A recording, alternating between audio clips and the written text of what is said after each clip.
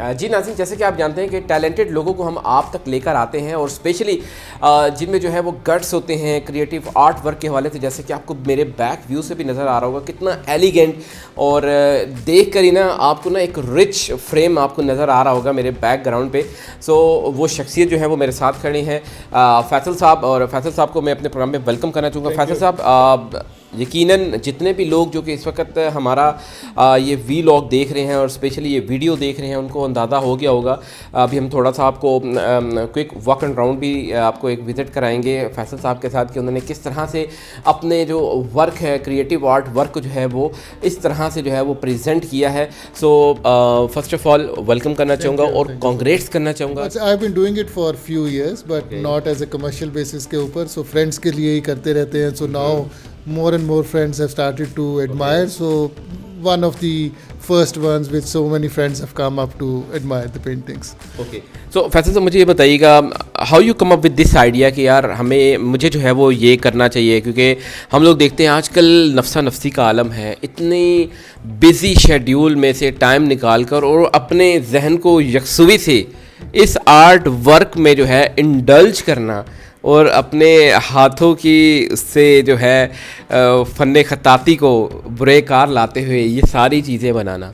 So by profession I am a corporate person, 9 to 5 job. So what I really want to tell people is कि आपका कोई भी passion है, कोई भी आपका शौक हो, so do follow it up. उसके लिए फिर टाइम निकल आता है, उसके लिए इंस्पिरेशन भी निकल आती है।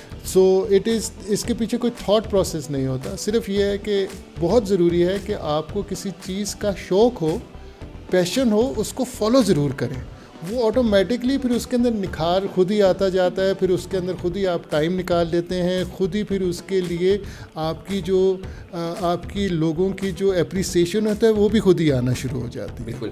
अच्छा, अभी हम नाजरीन को जो है वो यहाँ पे थोड़ा सा बताएंगे कि यहाँ पे क्या क्या चीज़ें जो है वो इस वक्त डिस्प्ले में यहाँ पे मौजूद हैं, और ये छोटी सी जो इन्होंने एग्जीबिशन जो है ऑर्गेनाइज की है। जैसे कि मैंने अपनी एग्जीबिशन का नाम रखा, उसका नाम है colours of life. So concept यही है कि मैं मुख्तलिफ colours of life, I celebrate all of them.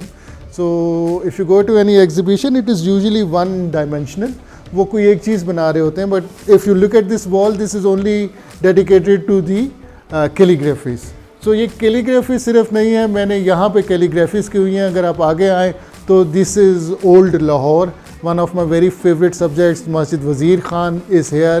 Then a few couple of abstracts of Badshahi Mosque and an abstract. So concept यही है कि जितनी भी मैं उसके अंदर मुख्तलिफ जो है वो कलर्स लाइफ के ला सकूं, उन सब को मैं डिपिक्ट कर सकूं। Female figurative art is there. One of my very favourite subject has always been horses and for that matter polo. So I make a lot of pictures, sketches of polo art, polo horses की, उनके portraits की, their running thing. This is very close to my heart. I think one of the favorite subjects that I love doing it. Few of you can say the colorful side of the life. Like I said, it's live colors of life. So उसके अंदर color की भी बहुत ज़रूरत होती है. So these are the colorful things that I have made.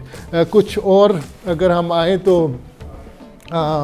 this is a mixture of black and white sketches and few Pakistani culture sketches. This is Kalash painting.